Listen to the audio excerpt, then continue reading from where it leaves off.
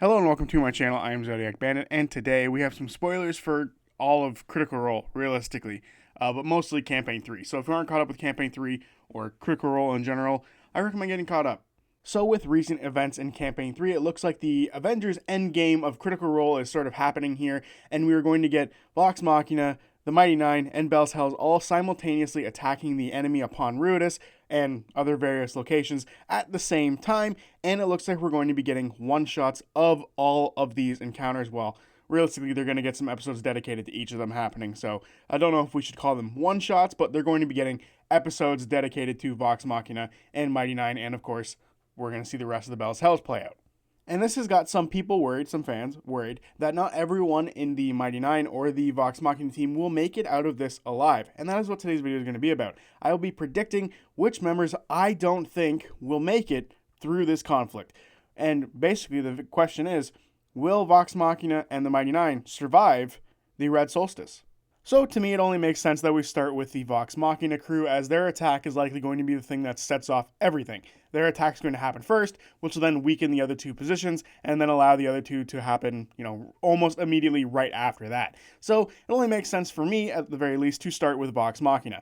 And I think this is a good time for me to explain what I mean by I'm going to be predicting which characters I think won't make it out of this alive. Realistically, it's impossible for someone to predict accurately who is going to survive or not in a D&D game, because of course the dice rolls are completely random. Someone could roll really well, someone could roll like dog shit. I played 2 games this week of D&D, and in one game I rolled 4 natural 20s, and you think that that would translate into the next game that we played later on this week, where I rolled 3 natural 1s. So frankly, luck doesn't exist. Luck is, or I guess luck does exist, but it doesn't, always favor you. So realistically, it's completely random, and we can't truly predict who is going to make it out of this alive based on dice rolls or anything like that.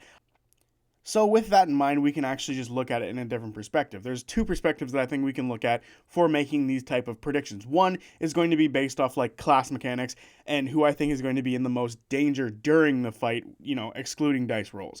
And the other is who I think narratively makes the most sense to potentially die here. So I'm going to predict both of these for both Vox Machina and the Mighty Nine. So who do I think, as far as mechanics go, who is going to be the most in danger for Vox Machina? And personally, I think that it's going to be Scanlan Shorthalt. I know Sam is going up an uphill battle here for this campaign, but I do think Scanlan Shorthalt is the one in the most risk of everything happening. He is kind of soft, he's easy to hit, and unfortunately with his class being the way it is, Bard, he kind of has to sit in the middle of everybody. He can't be up close fighting because he's not a very good up close fighter, but he can't be too far away from those in the back because they're going to be at range shooting people, and he needs to be there to heal, to cutting words, to counterspell. He needs to be somewhere in the middle, which puts him in more danger than those way out in the back and puts him in less danger than those in the front. But those in the front are a lot harder to kill, like, Grog, who is a lot harder to kill than Scanlan. So Scanlan is going to be in this perfect middle ground, in my opinion, that puts him in a ton of danger. Him being in this perfect middle ground almost kind of alone, you see. He is going to be the only one who's sort of stuck in between these 2 places, right? Because you're going to have Keyleth, Grog, Pike, all of them are going to be up front, and then you're going to have Percy and Vexalia in the back, and whoever Liam is going to be playing and whoever Robbie is going to be playing is currently up in the air. We don't quite know who they're going to be playing yet, so I can't really make an educated guess on if they're going to die. Honestly, if they choose to pick random NPCs who sort of join them, or not NPCs, but PCs who join them, maybe they'll die, who knows. But as far as characters that we do know of, Scanlan to me is in this perfect middle ground to, be in a bad position. He's going to be probably the only one in this middle ground of having to stay in between 2 groups and having to heal. Yes, Pike is also a healer, but she's a war cleric, which tends to lean more towards attacking and fighting, and that's tend to be what her thing is. So realistically, he has to be in this spot to counterspell, to just attack at range anyway, to heal people. He has to be in this spot to make sure that everyone is safe, and that's going to make him a target in the battlefield, especially with all of these potential juggernauts, these other Rylorans all around the place. He is going to be a target because he's going to be doing a lot, and he is going to be in that middle ground because he has to be in range of the people he needs to protect, the enemies, and the people behind him he needs to protect. So again, he is in a lot of danger simply because of where he has to be in this combat. Now I can move on to the narrative aspect of all of this and who I think would give the biggest gut punch if they were to die here in this moment. but I think a small reminder as to what they are doing specifically is necessary for this gut punch to hurt the most. And realistically, there are two things they're trying to achieve here as they attack the Malleus Key. One, they're trying to take over the position of the Malleus Key to stop the Ryloran forces from continuing their way down onto Alexandria. And the more important part to Vox Machina is they're trying to free Vax'ildan, who is currently the power source of the Malleus Key and the Bloody Bridge itself. So realistically, Vox Machina has a lot to gain here, or, they have a big target here because they need to free their friend, their brother, and their lover. So, again, I think automatically that puts a few people in the this will hurt the most if they die here in this moment sort of thing. So, I think some of you are already put on the same wavelength that I am when I talk about who I think are going to be the narrative gut punches here in this moment. And I'm going to start off with the weakest one, and that would be Scanlan Shorthold. We all know how hard Scanlan tried to work and save his 9th level spell slot so he could use it to free Vax from the Raven Queen at the end of Campaign 1, but he had to use that spell slot in the fight against Vecna, so he couldn't cast Wish. We all know how much this hurts him, to the point where even in the Danlin's Closet episode, he actually lost his Wish spell because he cast it so that Vex could talk to him one more time.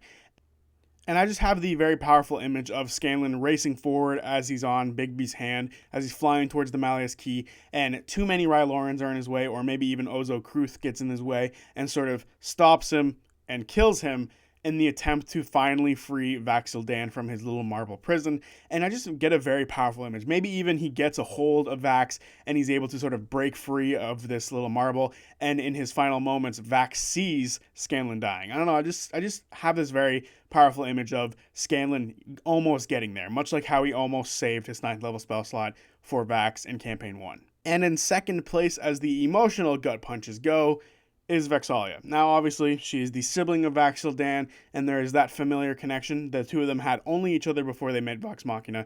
So realistically, just her dying for that sense, dying for her sibling, is very powerful and, is very sad. But you also have to think about what Vex'ahlia leaves behind. I didn't talk about this for Scanlan, because Scanlan seems to be like the most distant member of Vox Machina at the moment. So realistically, he doesn't leave as much behind if he were to die. However, Vex'ahlia leaves behind quite a lot if she were to die here in the Malleus Keep attack. And it's simply, she has to leave behind Percy, all of her children. If they free Vax, she'll be leaving him behind. She'll be leaving her best friends behind in Vox Machina. And the Bell's house crew have also gotten really close with her because of everything that she's done for them. She helped free Laudna from Delilah initially, so they were able to revive her because of the efforts that Vex'ahlia put in. They used her diamond earrings to be able to bring her back. So realistically, there is a connection for Laudna and for Vex'ahlia. So for her to die here at the Malleus Keep assault would impact not only Vox Machina, wouldn't only affect her family, it would also affect the current campaign protagonists, which is, quite a powerful gut punch. So then, in first place is obviously Keyleth. Just take everything that I said about Vex'ahlia and put it here for Keyleth. It's almost exactly the same, just sans kids, basically. She is also connected to the party deeply. She's helped them maneuver around the world. She's literally connected to Orm in the fact that he is one of her, one of her blades, one of the people that she lives with. His family died to protect her. He has sought out, not revenge, but he wants to sort of avenge them. He wants to avenge his family and avenge Keyleth for being attacked. They saved her life at one point because she was almost dead. So they saved her life at one point, as opposed to Vex'ahlia saving the party. They saved her. So realistically, there is a strong connection to the party currently in Campaign 3 to Keyleth. And then on top of that, the attempt of the Malleus Key is to save her lover, to save the person she loves more than anyone ever. She is trying to save her lover. And if she were to die in this moment, and it would be even worse if he is freed, because that means she died saving him, much like he died saving everyone else. That is a powerful moment, and I think would be like the biggest gut punch, because now there is zero chance they're together until his duties with the Raven Queen, which are likely eternal, are done. And now she's going to go off and die and go wherever she's going to go, and he is going to have to be stuck doing his job if he's freed. That's painful, that's powerful, and it would be the biggest gut punch. So now we move on to the Mighty Nine, and their task is to simply move into the city of Kavirus on Ruidus and take out the Weave Mind. Simple task. I know. It's very easy. It'll be very simple for them to do. I'm not worried about them at all. Realistically, though, I am not. I think this is the group that has like the easiest attempt. Like their mission, the hardest part of their mission is getting to Kavirius unnoticed. That is going to be the hardest part of their mission. I genuinely do think this group is the best equipped for dealing with what they're going to be going towards. So honestly, not too worried about them in a overall scope, but I do have to give my two predictions as to who I think are going to be in the worst situation. And I'm sort of torn between two. I'm torn between Veth Bernardo. Of course, I have to worry about a Sam character again, but it's just, again, the same sort of situation, whether or not they're going to be up close, whether they're going to be at distance. They're going to find themselves in that perfect middle ground and potentially become a target, depending on how much damage that Veth is able to do with sneak attack if she has the opportunity to do so. She could become a very big target very fast because of how much oomph she'll be able to put behind her attacks with her sneak attack. And she does have varying magic as well, so she could just be a target in general because of all of her abilities that she uses. But the next one is actually who I'm concerned about the most, and that is Beauregard Lionette, simply because once she runs out of resources, she's going to be up front and fighting, and if she uses all of her key points kind of soon, she only gets 20 at level 20, which is insane how low that sounds. But if she runs out of her resources, she's going to be in deep shit because now, yeah, she can attack a couple of times in a turn, but she won't be able to stun, and the likelihood of her being able to stun is kind of low. So I genuinely do think her biggest importance will be to gather information on the enemy, and that's all she's really going to be able to do. She doesn't really have too much range attacks to her. She does have those gauntlets that allow her to attack at range, but it's not going to be far enough outside of the Weave Mind's range where she's going to be safe.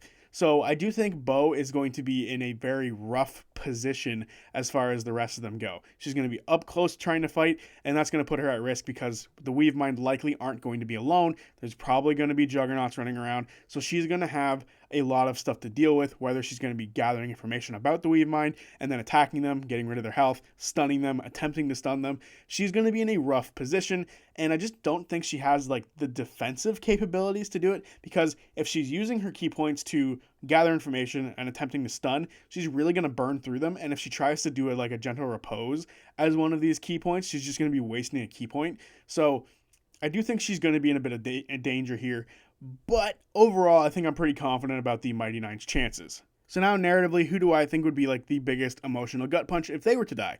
And there's only two, and that is Caleb and Beauregard Lionette. And the reason I say Caleb and Beauregard is because they are the ones who are deeply connected to Campaign 3. And they're connected to attempting to take down Ludinus, and these Weave Mind are Ludinus' allies. So realistically, just from that aspect, that this is the goal that they've been working towards, I think they're the ones who, if they were to die, would be the biggest connection narratively. But I think Caleb is the stronger of the two here because we all love Essek. And Essek is connected to Campaign 3 now in a very deep way, as he was the one, along with the rest of the Bell's Hells, who freed Laudna from her prison. They spent time in his house, and they've had a connection and a call, or attempted to have a hotline with Caleb for a while. So realistically, they have been connected to Caleb quite a lot. So if they were to, Caleb were to die here, that would be the biggest gut punch to the Bell's Hells and to Essek and to us, because Essek and Caleb are finally somewhat happy. I believe they're happy, but we're not too sure. They're happy, they're living together, and they've had a rough go of it, but now Caleb dies, leaving Essek alone. It's very sad. Very gut punchy. So there you have it, my predictions to who I think is going to make it out of the Red Solstice and who is not. Now, I want to say predictions super loosely because, again, we can't predict what the dice are going to do to us. It's just that simple. We can't predict the dice. We can't control the dice, and neither do Critical Role because it's not scripted. I don't understand this. Why do people think it's scripted? We literally got pissed off at someone in Campaign 1 for fudging his fucking dice rolls. Why do people think it's scripted? This has always bothered me. But anyway, that's a completely separate topic. Can't predict the dice. Can't control the dice. We don't know who's actually going to die. So these are my loose predictions, and I want to know your predictions to who you think won't make it out of this. Or just tell me who you think narratively would make the biggest impact on your gut. Because I feel like that's the overall topic of the video. Gut punches. So yeah. Anyway, I'll see you guys on Friday for the recap of episode 106 of Campaign 3. And until then, peace.